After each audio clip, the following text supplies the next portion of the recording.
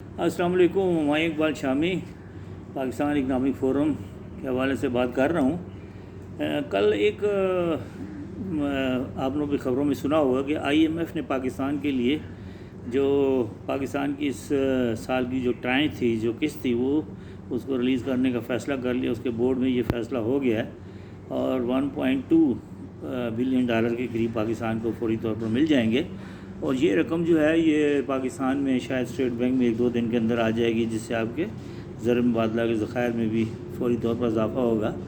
अब इस वक्त मैं ये चाहूँगा कि पाकिस्तान के ज़रा आवाम को थोड़ा सा IMF के बारे में पता लग जाए कि IMF क्या है और उसका वर्कआउट क्या है और उसका तरीक़ाकार क्या है, और वो कैसे हमारे जैसे ममालिक जो तरक्की पजीर हैं काफ़ी अरसे से, उनके कैसे उनके मसाइल को जो है वो हल भी करता है और एक्सप्लॉयटेशन भी करता है। IMF जो है, ये अदारा जो है, ये IMF और वर्ल्ड बैंक जो है, ये UN के तहत कायम किए गए थे 1945 के बाद। और बुनियादी तौर पर IMF का जो मकसद था वो ये था कि जो ऐसे ममालिक जो अपनी बैलेंस ऑफ पेमेंट, ख़ास तौर पर जो करंट अकाउंट डेफिसिट की हामिल है, यानी करंट अकाउंट डेफिसिट इसको कहते हैं कि अगर आपकी ट्रेड में डेफिसिट आ रहा है, आपके एक्सपोर्ट्स कम है, आपकी इंपोर्ट ज़्यादा है और आपके यहाँ कोई FDI भी नहीं आ रही, बाकी ज़राए से भी रकम नहीं आ रही, तो आपका ओवरऑल जो खसारा होता है उसको करंट अकाउंट डेफिसिट कहा जाता है। तो वो पाकिस्तान में जो ममालिक ऐसे हैं उनको वक्ती तौर पर मसाइल का निकाला जाए, उनको जो है वो इमदाद दी जाए ताकि वो अपना डिफ़ॉल्ट होने का ख़तरा ना हो। क्योंकि होता ये है कि अगर डिफ़ॉल्ट होना एक मुल्क शुरू हो जाए तो बाज़ का चेंज शुरू हो जाती है 2-3 और मुल्क भी, क्योंकि मुल्कों के मफादात एक दूसरे के साथ जुड़े हुए होते हैं। तो इसलिए ये ख़तरा रहता है हमेशा, इसलिए ये दुनिया कभी भी ये पसंद नहीं करेगी, क्योंकि 30s का एक रिसेशन जो दुनिया में आया और उसने दुनिया की एक इकॉनमीज़ को हिला के रख दिया था कि बहुत से मुल्क जो हैं वहाँ ये मसला पैदा हो गया था। अब जैसे मैं आपको बता रहा हूँ कि ये बना तो 1945-46 में ये इदारा बना, और उसके बाद जो हिंदुस्तान था उस ज़माने में प्री पार्टीशन हिंदुस्तान था, जो सब कॉन्टिनेंट जो आप कहते हैं, तो ब्रिटिश इंडिया जो वो भी इसके बानी रुकनों में से था। और उसमें तरीक़ाकार ये होता है कि इसमें मुल्कों के शेयर होते हैं, उनका जितनी इन्वेस्टमेंट होती है, जितनी ज़्यादा उन्होंने इसके अंदर अपना इनपुट डाला होता है या शेयर ख़रीदे होते हैं, उस हिसाब से उनके हिस्से होते हैं, और उसको स्पेशल ड्राइंग राइट्स SDRs कहा जाता है। वो उसके मुताबिक अपना अपना हिस्सा जो ड्रा कर सकते हैं। पाकिस्तान में जो सबसे पहले हमने IMF की तरफ हम गए, वो शायद 65 वार के बाद हमें जाना पड़ा, लेकिन बड़ी छोटी सी अमाउंट थी, $25,000 के करीब। और उसके बाद भी हम अगर 70 तक देखें तो बमुश्किल पाकिस्तान ने $50-60,000 से ज़्यादा का कर्ज़ा कभी प्रोग्राम में नहीं गया था, ज़रूरत नहीं पेश आई। उसके बाद जो अर्ली 70s भी ठीक रहा, 80s का भी अर्ली से, लेकिन से ज़्यादा जो मसाइल हमारे क्रिएट हुए वो हुए 1988-89 के बाद। और जब उसके बाद हमारे सो कॉल्ड जमहूरी हुकूमतें आई हैं 2 कंसेक्टिव, और उसके अंदर ये बहुत ज़्यादा बड़ा अखराजात बहुत बढ़ गए, हमने अखराजात को ज़्यादा बढ़ाया, हमने अपनी ट्रेड को जो है वो अयाशी की चीज़ें, जो लग्जरी आइटम्स आने शुरू हो गए हैं, गाड़ी मोटरें, आपकी इस किस्म की चीज़ें जिनके बगैर गुजारा हो सकता था, वो आपके आते नहीं हो, जबकि आपके एक्सपोर्ट्स का ये सूरत हाल रही कि आपके यहाँ एक्सपोर्ट बढ़ नहीं सकी। तो अब सूरत हाल ये है कि अब पाकिस्तान का जो मौजूदा 2016 में पाकिस्तान ने जो प्रोग्राम किया पिछली हुकूमत के दौर के अंदर, वो ख़त्म हो गया था 2016 में, और पाकिस्तान उस प्रोग्राम से बाहर आ गया। इससे पहले भी 2006 में भी मुशर्रफ पीरियड में जब शौकत अजीज़ वज़ीर-ए-आज़म थे तो पाकिस्तान इससे बाहर आ गया था IMF प्रोग्राम से, लेकिन फिर दोबारा जाना पड़ा, इसलिए कि 2016 के बाद हमने देखा कि 18 में जब PTI गवर्नमेंट आई तो इनको भी कुछ समझ नहीं आया कि क्या करें। तो मेरे उस वक्त ये आर्टिकल मौजूद है कि IMF में जाना सिर्फ खसारे का एक सौदा होता है, क्योंकि IMF अगर आपको $1-2 अरब का आपको सपोर्ट देता है, सपोर्ट ये होती है कि आपको एक कम कीमत के ऊपर कम शरह पे लोन दिया जाता है, और वो आपका एक्चुअली ड्राइंग राइट्स होते हैं, वो उसमें से आप विड्रा कर सकते हैं, लेकिन उसको ये नहीं होता कि ये कोई ग्रांट नहीं होती कि जो आपको हमेशा के लिए मिलती है। नतीजा ये आपको वो सूद के साथ वापस करनी पड़ती है, लेकिन वो शराइत ऐसी रख देता है इसमें। एक तो वो करेंसी को कहता है जी आप डिवैल्यू कर दें, दूसरा वो कहता है कि जी आप अपना जो इंटरेस्ट रेट बढ़ा दें। ये 2 चीज़ें ऐसी होती हैं जो मैक्रो इकनॉमिक्स को आपको हिला देती हैं। आपकी इंपोर्ट्स महंगी होंगी, आपके पूरे मुल्क में इन्फ्लेशन शुरू हो जाता है। जब आप अपना इंटरेस्ट रेट बढ़ाते हैं तो आपका कमर्शियल एक्टिविटी, इंडस्ट्रियल एक्टिविटी कमज़ोर हो जाती है, क्योंकि وہ لوگ جو ہیں وہ لون کم لیتے ہیں، انڈسٹریز جو ہیں، تو گروتھ نہیں ہوتی یہ چیزیں.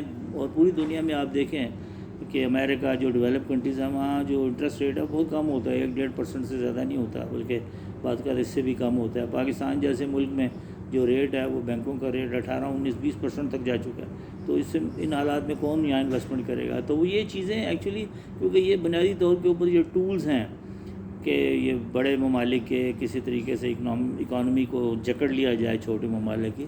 لیکن یہ جو موجودہ صورتحال تھی جو ابھی چل رہی تھی پاکستان میں، وہ یہ تھا کہ پاکستان اس بری طریقے سے پھنس چکا تھا اس پروگرام کے اندر. 2018 کی جو ہم نے شرائط مانی، جس کے تحت ہم نے روپے کے 104 روپے سے اٹھا کے آلموسٹ 189 تک لے گئے تھے. پچھلی حکومت کی میں بات کر رہا ہوں. انٹرسٹ ریٹ بہت بڑھ گیا، اس کا نتیجہ یہ ہوا کہ آپ کا وہ انفلیشن بہت بڑھ گیا، آپ کی جو ایک قائم نہیں ہو سکا، آپ کا ایک توازن قائم نہیں ہو سکا جس کی ضرورت تھی، جس چیز کی ضرورت. اور وہ یہی تھی کہ آپ اپنی امپورٹس کو کم کر دیں، اس کی بجائے ایکسپورٹس کو بڑھاتے، اپنے اخراجات کو کم کریں، پیداوار کی طرف لگائیں. یہی لانگ ٹرم حل ہے. لون لینا اور لون دینا، وہ غالب نے کہا نا مفت کی میں پیتے رہے تو وہ میری وہ مستی لائے گی ایک دن، فاقہ کشی لائے گی ایک دن رنگ. تو وہ ایسا نہیں ہوتا. ملکوں کے مسائل جو ہیں ملکوں کو خود حل کرنے ہوتے ہیں. لیکن اب ایسی صورتحال تھی کہ اس وقت آپ کی جو اکانومی کی صورتحال تھی، جو آپ کے جو جڑ گئے اس کے ساتھ، جو ایک بہت بڑا ہمارا خطرناک جو کام ہوا کہ ہمارے جو دوست ممالک ہمارے مختلف ڈپازٹس رکھتے تھے، سعودی عربیہ، UAE، چائنا وغیرہ، انہوں نے بھی شرط لگا دی کہ IMF اگر آپ کو اوکے نہیں کرے گا تو ہم نہیں رکھیں گے. اس کا مطلب ہے ورلڈ بینک یہ ملا کے آپ کو سال کی 8 سے 10 ارب ڈالر کی جو آپ کو ایک امید ہوتی ہے کہ یہ آ جائے گا، وہ اگر نکل جاتا یا وہ آپ کو فردر نہ ملتی تو ریسائیکل نہ ہوتی وہ آپ کے ڈپازٹ، تو وہ بہت مشکل بن جاتی ہے، آپ کی ایکسٹرنل لائبلٹیز بہت خراب ہو جاتی. تو اس لیے اس وقت تو اس کو ضرورت تھی. لیکن میں آپ کو یہ کہوں گا کہ IMF کا پروگرام ایک ایسا پروگرام ہے جس سے جتنی جلدی نکل جائے وہ بہتر ہوتا ہے. یہ کوئی ایک میری ریکویسٹ ہوگی ہمارے تمام لیڈروں کے ساتھ کہ وہ اس کو یہ جو IMF پروگرام ہے اس کو آخری پروگرام بنائیں اور اپنے ملک کے حل کریں. اگر آپ کی ایکسپورٹ بڑھ جاتی ہے، آپ انسینٹیو دیتے ہیں، FDI کا انسینٹیو دے لوگوں کو، اچھے حالات پیدا کریں. پاکستانی جو ہے دنیا میں بڑے امیر ہیں. ایک پاکستانی میں نے سنا کہ امریکہ میں کئی پاکستانی ہیں جن کی دولت کو 5 سے 10 ارب ڈالر بھی ہے، زیادہ بھی ہے، اس سے بھی 20 ارب ڈالر ہے.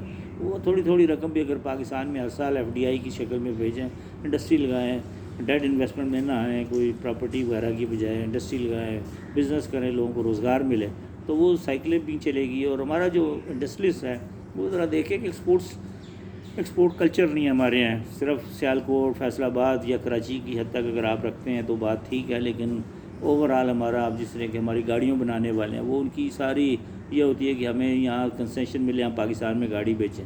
کنسیشن کا بھی مطلب یہ ہے کہ آپ اپنا فارن ایکسچینج تو آپ کو خرچ ہوتا ہے جو کہ آپ CKD منگواتے ہیں، آپ اس کو ڈیوٹی بھی ریڈکشن دیتے ہیں اور پھر پاکستان میں بیچنا ہے. کوئی ایکسپورٹ کرنے کو تیار نہیں، یا اس کوالٹی نہیں ہوتی، یا ان کے پاس ٹیکنیک نہیں ہوتی، مارکیٹنگ نہیں ہوتی. تو مارکیٹنگ پیدا کریں. چائنا نے کی، کوریا نے کی، ویتنام جو ہم سے بہت پیچھے تھا اس وقت اس کی ایکسپورٹ $100 بلین کو ٹچ کر رہی ہے، زیادہ بلکہ اس سے.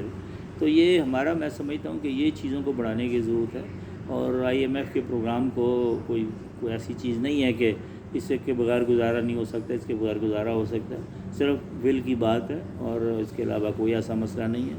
تو بس میری آپ سے التماس ہے کہ جناب آپ اس کے ساتھ ساتھ ایک اگین ریکویسٹ کہ جس کو ویڈیو کو لائک بھی کریں اور سبسکرائب کریں، تاکہ اس قسم کی جو آپ کو ویڈیوز ہیں جن میں آپ کو اکانومی کے بارے میں کوئی مقصدیت بتائی جاتی ہے، بے مقصد تو بہت سی آپ کی ویڈیوز یہاں پر چل رہی ہیں، آپ نے دیکھا لا تعداد سینکڑوں یا ہزاروں کے حساب سے چل رہی ہیں. لیکن ایسی ویڈیوز جن کا سے آپ کو کچھ معلومات حاصل ہوں وہ کم ہی ہیں. لیکن میری کوشش یہی ہوتی ہے کہ میں معلوماتی ویڈیو دوں. تو آپ بھی چینل سبسکرائب کریں اور اسے لائک کیجیے. بہت شکریہ. السلام علیکم.